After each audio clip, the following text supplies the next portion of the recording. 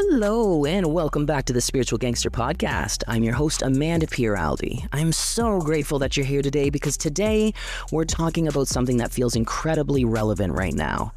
Because let's be honest, the world can feel sharp. People are quicker to judge, quicker to criticize, quicker to assume the worst. Everyone seems to have an opinion, and social media has somehow convinced us that being the loudest person in the room means you're the strongest. But what if real strength looks different?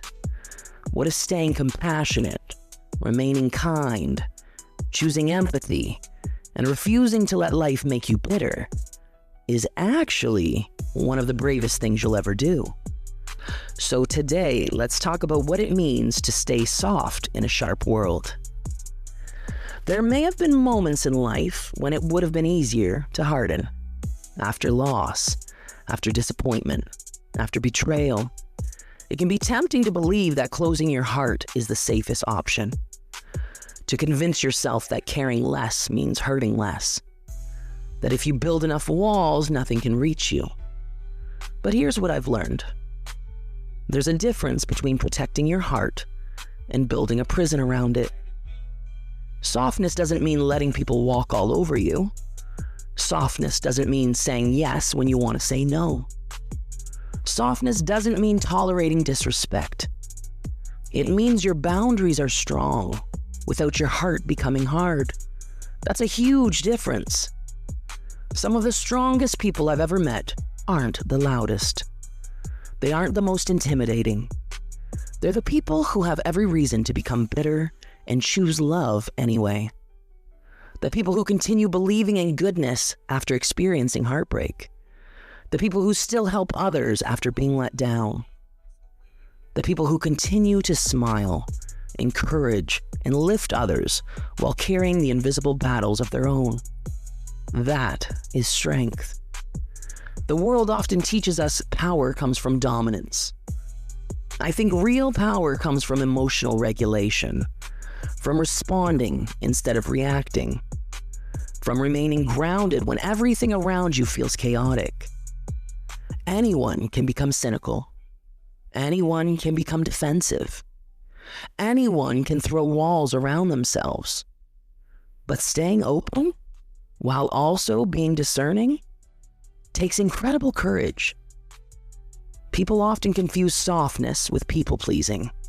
They are not the same thing. You can be kind and still say no. You can forgive someone and never allow them access to you again. You can wish someone well without inviting them back into your life. Boundaries aren't evidence that you've become cold. They're evidence that you learn to love yourself too.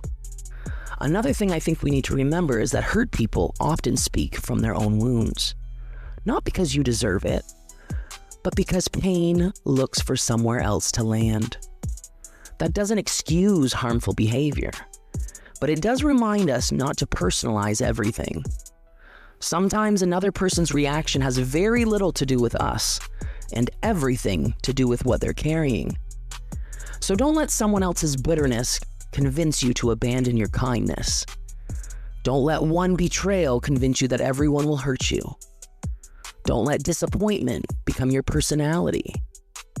Protect your peace. Protect your energy. But don't lose your softness, because the world doesn't need more hardened hearts. It needs more people to know how to be both compassionate and wise, strong and gentle, grounded and loving. If today's episode resonated with you, I want to leave you with this thought. Don't let the world harden who you are. Let it refine you. Let it make you wiser. Let it strengthen your boundaries. But never let it convince you that kindness is weakness. The world doesn't need more hardened hearts. It needs more people who are brave enough to stay soft, wise enough to set boundaries, and strong enough to choose love anyway. Your softness isn't something you need to outgrow. It's one of your greatest strengths. Thank you so much for spending this time with me today. If this episode resonated with you, I'd be so grateful if you'd share it with someone who needs this reminder. And if you're enjoying the podcast, please take a moment to leave a rating and review. It helps more people discover these conversations, and it truly means the world to me. Until next time, protect your peace, trust your intuition, own your story, and remember, you don't have to become hard to survive. Sometimes the strongest thing you can do is stay soft and keep living like the spiritual gangsters you are.